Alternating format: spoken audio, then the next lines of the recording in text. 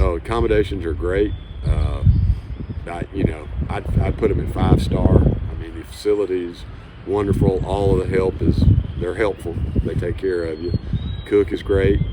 You eat well. I'm going to gain some weight up here, no doubt about that.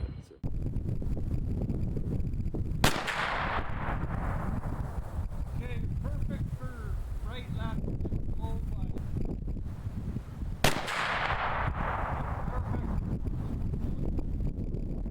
Well, once we got out into the bush, it was very interesting. We were looking, nearly every puddle had ducks on it, and that was pretty cool to drive up right beside some big greenheads and have them flush up right beside you. Got into where the sand area was, and it was a real good setup. And of course, you're baiting the bears, so they're coming in. And next day we got there, and we were hunting a longer period of time.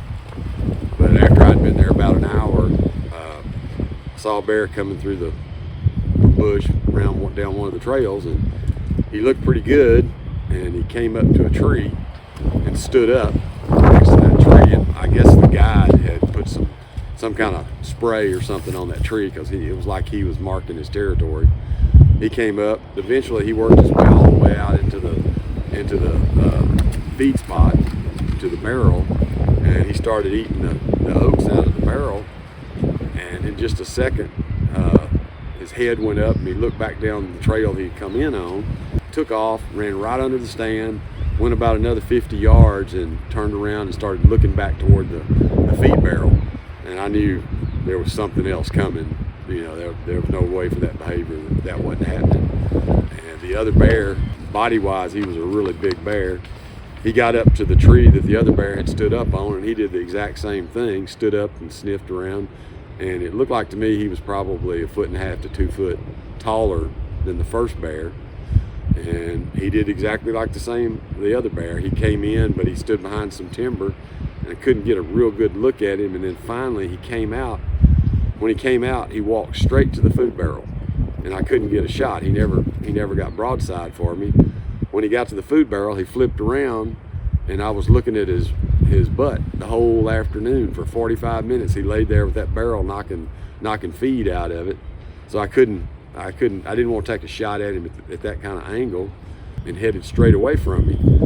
Of course, I had my gun on him, the crosshairs on him the whole time, and I was beginning to think I was going to have to try to whistle or slap the stand or something to get him to turn where I could get a good shot.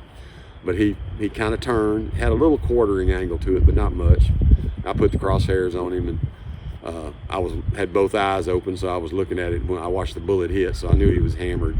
And he kind of took on off, and texted the guide and let him know, and he told me it'd be about an hour or a little longer before he could get there. He was baiting other stations, and eventually he got there, and we got out there and started looking, found a little more blood, and tracked him down. He went maybe 50 yards, and he was all piled up. And fortunately, he was right by the road almost. And after we got a bunch of pictures, we cleaned out a little area and backed the Can-Am in and sucked him up in the back and headed back. So, really good hunt. The fur this time of year is it's perfect almost. There's not any marks or any places they've been rubbing or fighting with another bear. It's just a beautiful hide. And my bear, I think he ended up weighing about 350.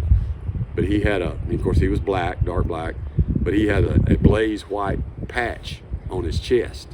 And so that's going to be really neat. I'm sure I'm going to do maybe a half body mount so that white patch is visible.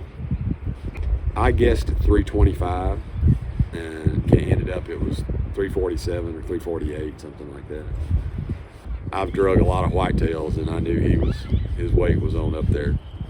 I was shooting a gun that I won at a DU banquet probably 25 years ago, and I've killed a few things with it, but I don't use it a whole lot. It's a 270 Winchester short magnum, and so it's real hot, and it's zipping about 3,200 feet per second.